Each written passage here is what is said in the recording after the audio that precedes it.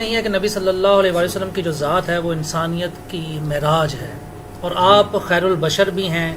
اگر آپ صلی اللہ علیہ وآلہ وسلم کی ذات کو بحیثیت انسان نہ لیا جائے تو پھر ہم لقد کان فی رسول اللہ اسوۃ حسنہ پر کیسے عمل کر سکتے ہیں؟ لقد کان لکم فی رسول اللہ اسوۃ حسنہ، سورۃ الاحزاب۔ نہیں تو انسان ہی مانتے ہیں میرے بھائی، سارے انسان مانتے ہیں۔ As far as species is concerned آپ صلی اللہ علیہ وآلہ وسلم انسان تھے۔ نہ بریلوی یہ کہتے ہیں، نہ دیوبندی، نہ اہل حدیث، نہ شیعہ کہ آپ صلی اللہ علیہ وسلم انسان نہیں تھے۔ قرآن میں واضح ہے، قل انما انا بشر مثلکم، اے نبی صلی اللہ علیہ وآلہ وسلم میں تو نہیں ہوں سوائے اس کے کچھ کہ تمہاری مثل بشر ہوں۔ لیکن یہ اسپیشیز، کیونکہ بخاری مسلم میں حدیث ہے کہ آپ صلی اللہ علیہ وسلم وصال کے روزے رکھتے تھے، یعنی روزہ کھولے بغیر اگلا روزہ رکھنا، پھر کنٹینیوس روزہ رکھنا۔ کچھ صاحب نے رکھے وہ بے ہوش ہو گئے مسجد میں، آپ نے ان کو منع فرمایا، فرمایا ایکم مثلی، تم میں سے کون میری مثل ہے؟ آپ کسی سے ابھی نے نہیں کہا قل انما انا بشر مثلکم۔ تو یہ تھوڑے اہل حدیث علماء بھی تو تھوڑی زیادتی کرتے ہیں نا، ان کو بھی تھوڑی شرم حیا کرنی چاہیے اس طرح کے مسائل بیان کرتے وقت، کہ واقعی حضور کی مثل مرتبے میں، کوالٹیز میں، بھئی ہماری آنکھیں تو سامنے دیکھتی ہیں۔ بخاری مسلم میں کہ آپ پیٹھ کے پیچھے بھی دیکھ لیتے تھے انہی آنکھوں سے، 360 ڈگری کا ویژن۔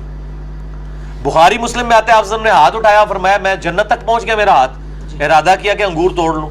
ہمارا ہاتھ تو 1.5-2 فٹ سے آگے جاتا ہی نہیں ہے۔ نبی بشر ایز اے اسپیشیز ہماری طرح ہے، مرتبے میں نہیں ہے، کوالٹیز میں نہیں ہے، کسی انسانیت کو ناز ہے ان کے اوپر، اشرف المخلوقات میں سے بھی اشرف، افضل البشر ہے۔ باقی یہ ٹھیک ہے، جب آپ کو خون یعنی زخم آیا ہے، صحیح مسلم میں آیا آپ پہ احد کے اوپر، جب آپ کے اوپر پتھر برسائے گئے تو آپ کی مبارک جوتیاں بھی خون میں نہائی گئی۔ آپ کا بیٹا ابراہیم فوت ہوا، صحیح بخاری میں آیا، آنکھوں میں آنسو آیا، سر درد بھی ہوتا تھا، کالی چکنی پٹی آپ نے باندھی ہوئی تھی، جو آپ نے آخری خطبہ دیا ہے بخاری مسلم میں آتا ہے، جب اسامہ ابن زید والے لشکر کے اوپر کچھ لوگوں نے اعتراض کیا، سر درد کی وجہ سے پٹی باندھی ہوئی تھی۔ وہ سارے حوادث جو ایک انسان پہ گزرتے ہیں وہ آپ پہ گزرتے تھے، ورنہ آپ مالی آئیڈیل نہ ہوتے، ورنہ تو ہم کہتے ہیں جی حضور کو کیا پتا کہ سر درد کی کیا تکلیف ہے، کسی کی بچی کو طلاق ہو جائے تو اس کی تکلیف نبی کیسے محسوس کر سکتا ہے؟ اس کی اپنی 2 بیٹیوں کو طلاق ہوئی ہے، ان کے اپنے بیٹے فوت ہوئے ہیں، اور لوگ جو ہیں وہ کہہ رہے ہیں کہ دیکھو اس کی اولاد آگے مشن ہی نہیں چلے گا۔ تو اللہ نے فرمایا ان نشان یہ کہ هو الابتر، آپ کا دشمن بے نام و نشان رہے گا۔ اگر آپ کی اپنی اولاد نہیں ہوئی ہے، اللہ آپ کو روحانی بیٹے دے گا۔ آج دیکھ لیں اتنی بڑی امت، کسی نبی کی اتنی بڑی امت نہیں ہے الحمدللہ، اور نبی کے گزرنے کے 1450 سال بعد بھی وہ نبی کی اس دعوت کو لے کے بیٹھی ہوئی ہے۔ اور ادھر تو موسیٰ علیہ السلام کو طور پہ 40 دن کے لیے گئے، پیچھے 70,000 اصحاب جو ہیں وہ مرتد ہو گئے ہیں اور مشرک ہو گئے ہیں، بت پرست ہو گئے ہیں، اور یہاں پہ آپ دیکھیں ماشاءاللہ کس طریقے سے پیشن سے معاملہ چل رہا ہے۔ تو یہ اس امت کو اللہ تعالیٰ نے خاص یعنی فضیلت دی ہے، حضور کی برکت سے۔ کنتم خیر امت اخرجت للناس تأمرون بالمعروف وتنہون عن المنکر، یہ جو یعنی جو یہ نبیوں والا کام جو ملا ہے وہ ختم نبوت کی برکت سے ہمیں ملا ہے، یہ ساری حضور کی نسبتیں ہیں۔ تو آپ ہمارے لیے رول ماڈل ہیں۔ اس میں مطلب یہ کہنا، وہ جب وہ کہہ رہے ہوتے ہیں نبی کے بھی 2 کان، ہمارے بھی 2 کان، نبی کا بھی 1 ناک، یہ طریقہ نہیں ہے، یہ نہ قرآن و سنت کا طریقہ ہے، نہ یہ بات سمجھانے کا طریقہ ہے۔ یہ بات حقیقت ہے کہ بعض اوقات یعنی اہل حدیث علماء سے اس مسئلے میں غلو ہوتا ہے، اور بریلوی اس معاملے میں صحیح چیخ رہے ہوتے ہیں۔ دوسری طرف بریلوی بھی جو غلو کرتے ہیں ان کی بھی عجیب مت ماری ہوئی ہے، وہ کہتے ہیں جی آپ کو اگر بشر مان لیا ہم نے، صرف بشر، تو آپ کی افضلیت ختم ہو جائے گی، کیونکہ نور بشر سے افضل ہے۔ اور بھائی مٹی نور سے افضل ہے،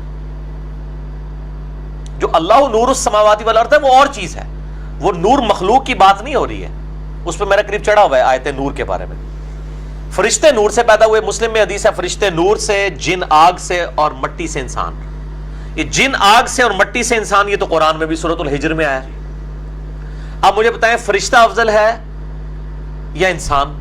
اگر انسان صحیح ہو جائے، فرشتے سے بہتر انسان بننا کسی کی جرت ہے کہ جبرائیل نبی علیہ السلام سے افضل ہے؟ نہیں۔